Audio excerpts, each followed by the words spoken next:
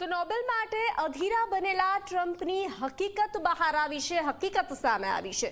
ભારત પાકિસ્તાન યુદ્ધ રોકાવ્યાના સાવ પોકળ દાવા સાબિત થયા છે। નોબેલ માટે જૂઠાણું ફેલાવતા ટ્રમ્પનો પર્દાફાશ થયો છે।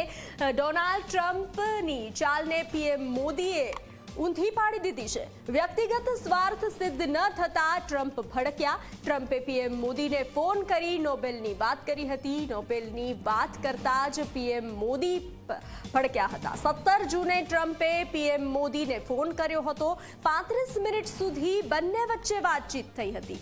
ટ્રમ્પ ઈચ્છી રહ્યા હતા કે ભારત પણ ભલામણ કરે। પીએમ મોદીએ ફોન પર ટ્રમ્પને જ રોકડું પરખાવ્યું હતું। પીએમએ કહ્યું હતું કે સીઝ ફાયરમાં ટ્રમ્પને કોઈ લેવા દેવા નથી। પીએમ મોદી મુનીરની ફોટો ઇવેન્ટ કરવાની ટ્રમ્પની ઈચ્છા હતી, તો ટ્રમ્પની આ હકીકતનો ખુલાસો અમેરિકન અખબારે જ કર્યો છે।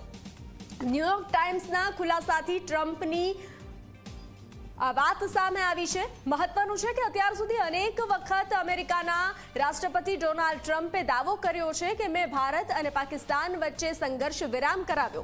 જો કે પ્રધાનમંત્રી નરેન્દ્ર મોદીએ સ્પષ્ટ કહી ચૂક્યા છે કે પાકિસ્તાનની માંગણી પર જ સંઘર્ષ વિરામ કરવામાં આવ્યો।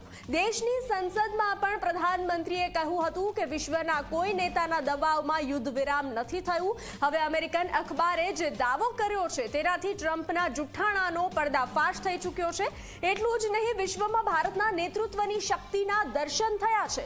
એ પણ સાબિત થયું છે કે ભારત કોઈના પણ દબાણમાં આવી અને કામ નથી કરતું, પોતાની ઈચ્છા મુજબ જ કામ કરે છે। ટ્રમ્પની નોબેલ મેળવવાની ઈચ્છા અધૂરી રહી જાય તેવી સ્થિતિ સર્જાતા જ ટ્રમ્પ હાલ રઘવારાયા થયા છે અને ભારત પર 50% ટેરિફ લગાવ્યો છે।